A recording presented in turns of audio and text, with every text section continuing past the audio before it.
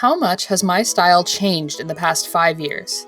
Let's draw this picture again and find out.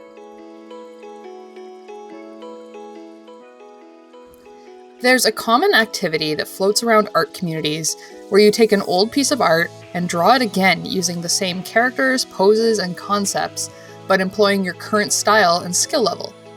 The last time I did one of these was in 2015.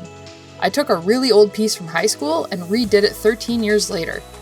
My style and my skill level have shifted quite a bit since even 2015, so I thought it might be fun to take another piece that I drew in 2015 and give it another go now, 5 years later. The piece that I'm drawing again today is of a character that I designed as part of a submission to a children's publication. I did a lot of submissions to different publications during that time in my career because I was looking for new clients and ways to grow my portfolio. The submissions were very rarely accepted, which is pretty normal, there's a lot of competition, but it was a great challenge for me to come up with different kinds of work for the submissions and in turn grow the pieces in my portfolio. The character I designed here is a variation on a Selkie. I named her Saoirse back in the day, but then a certain movie came out 6 months later that happened to feature a Selkie named Saoirse, so I gave up on the name and she's just been kinda nameless ever since. What should I name her? Let me know in the comments. I haven't really thought about it much yet. By the way, you should totally watch Song of the Sea, because it's an incredible movie. Just saying. If you've never heard of a Selkie before, Selkies are mythological creatures that were popular subjects of old folk tales in northern Scotland, and their stories found their way all over the UK eventually. Selkies are seals that can transform into humans and visit the shore by shedding their sealskin. They can transform back into seals again as long as they have their sealskin on their person. Selkies can be any gender, but female Selkies are the most common in old folklore. Now, anyone who's known me for more than a minute knows that I've always been drawn to folklore and mythology, especially of the Norse and Celtic varieties, as that's where my ancestry originates. However, most old folklore tales worldwide have a lot of, shall we say, gender stereotype stories. Lots of morals like don't fall for womanly wiles, or a woman's place is in home with the family, or don't trust the evil old woman in the woods. Selkie folktales in particular always kind of rubbed me the wrong way. There's a lot of variety of Selkie folktales in history, but one of the most common ones is the Selkie wife folktale. The stories typically go that a female Selkie, turned into a human and wandering the shore, is discovered by a man. The man steals her sealskin so that she cannot turn back into a seal and thus can't return to the sea. The Selkie woman is then kept captive by the man, who hides her sealskin away so she can't access it.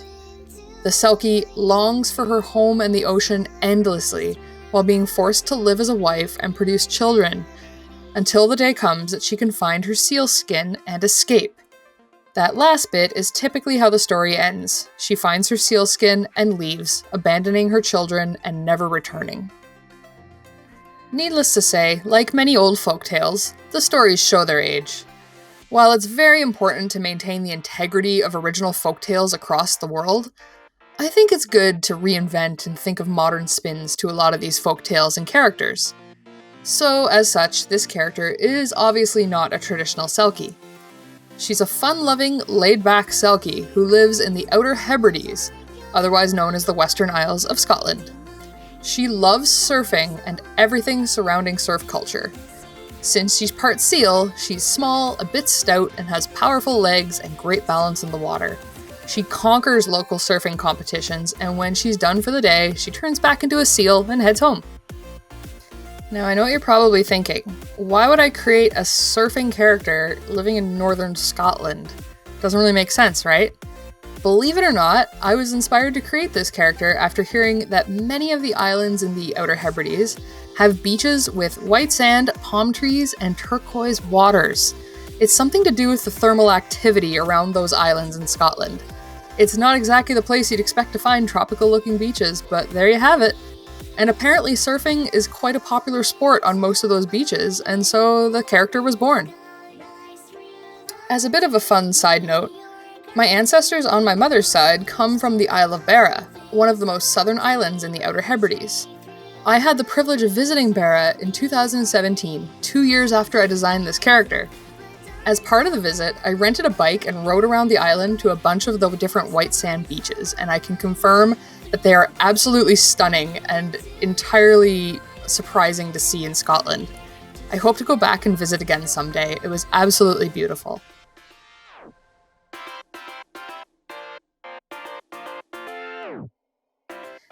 Anyway, when originally designing this Selkie, I had a bit of fun with giving her some seal patterning in her human form, and also held on to the nose and whiskers because I thought it was cute. If we're being true to folktales, she would actually be a full human girl who keeps her seal skin close by, but I enjoyed doing a modern spin on a Selkie that could simply transform back into a seal whenever she pleased. No seal skin required. Obviously, I'm not really going for traditional with this particular piece. I wanted to develop a character that wasn't really a stereotypical surfer girl type either. She's short, she's stout, lives out on the water, strong and confident, and no one's gonna keep her ashore. When I started to think about drawing this image again, I had a few goals in mind. I wanted to improve the anatomy of both of the figures, especially the seal, as I wasn't very happy with her in the first version. Seals have pretty simple anatomy when it comes down to it. They have a very round body, a head, 2 flippers, and a tail. Pretty simple. Despite that, they can be deceptively hard to draw in motion due to their interesting swim style. I found this great reference image online of a sea lion, not quite a seal, but close, that I used to help guide the pose that I used for the Selkie seal, and I'm really happy with how she turned out. Her proportions are much more realistic, while still feeling fun, cartoony, and playful. I find her tail is a little too fanned out in my new version, but I'm okay with it. I think it provides a little bit of extra interest in the composition.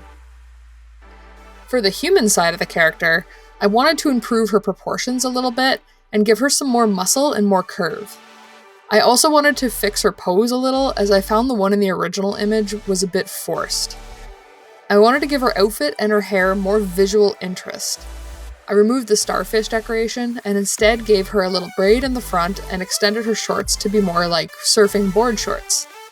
I'm really happy with how both versions turned out the second time around. The seal looks a little more realistic, and her human version looks a bit more like her seal self.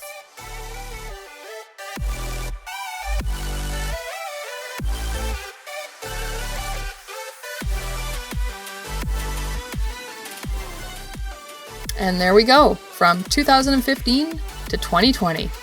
I'm really happy with how this new piece turned out. It was a lot of fun. There are a few things that aren't perfect and a few things that I actually prefer in the older piece, but that's kind of part of the fun of remaking an older image. It helps me see how much I've improved, how my style has changed, and more importantly, it lets me think creatively about characters I've made in the past and maybe even apply some new ideas.